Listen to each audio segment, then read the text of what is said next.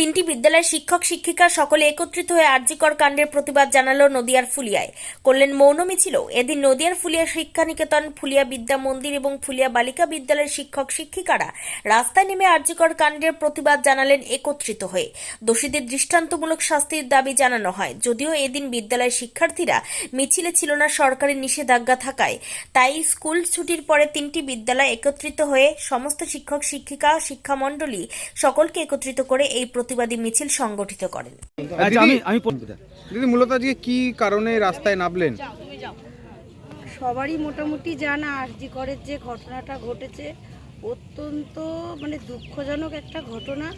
সেই ঘটনা কোনোভাবেই মেনে নেওয়া যেতে পারে না এবং এই কারণেই আমরা আজকে সবাই মৌন মিছিলই করলাম। মূলত আমাদের একটু দেরি হলেও বিভিন্ন কাজে বুঝতেই তো পারছেন, আমরা স্কুলটাও তো আমাদের মেনটেন করতে হয়। সেখানে আমরা আমাদের ডিউটি আওয়ার্স সম্পূর্ণ কমপ্লিট করেছি।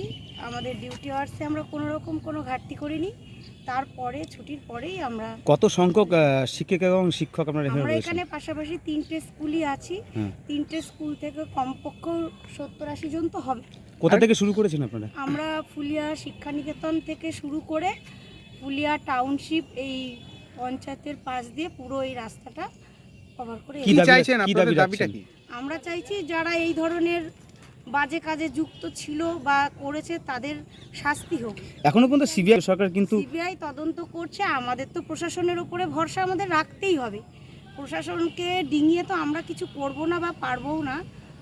প্রশাসনের মতো কাজ করুক, কিন্তু আমরা চাইছি ওনারা যেন সবার কথা ভাবেন, সবার কথা ভেবে যেন যারা দোষী তাদেরকে যেন অবশ্যই শাস্তি ব্যবস্থা। সে তো অবশ্যই সবার বাড়িতেই তো মেয়ে রয়েছে, শুধু মেয়ে বলে না, ছেলেরাও তো আজকাল কোথায় সেফ, ছেলেরাও তো সেফ না।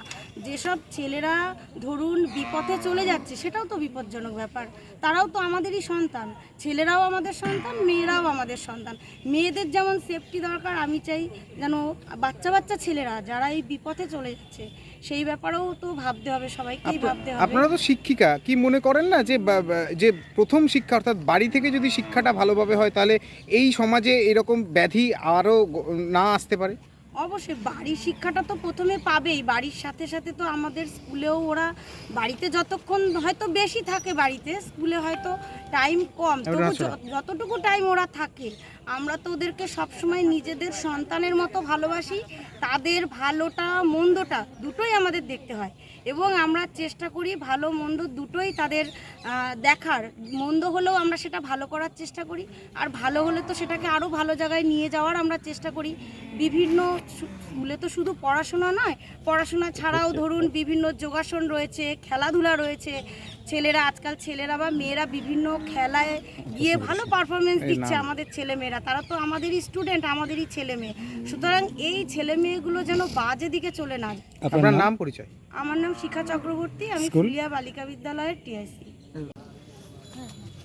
যে নারকীয় ঘটনা হয়ে গেছে আরজিকরে, সেই বিষয়টা এমন একটা জায়গায় পৌঁছে গেছে যাতে পরবর্তীকালে একটা দৃষ্টান্ত হয়ে দাঁড়ায়। আমরা আশা করব সিবিআই তদন্ত করে সঠিক খুব দ্রুত সেই শাস্তিটা হোক এবং সমাজ থেকে এই পৈশাচিক ঘটনাগুলো বন্ধ হোক সম্পূর্ণভাবে।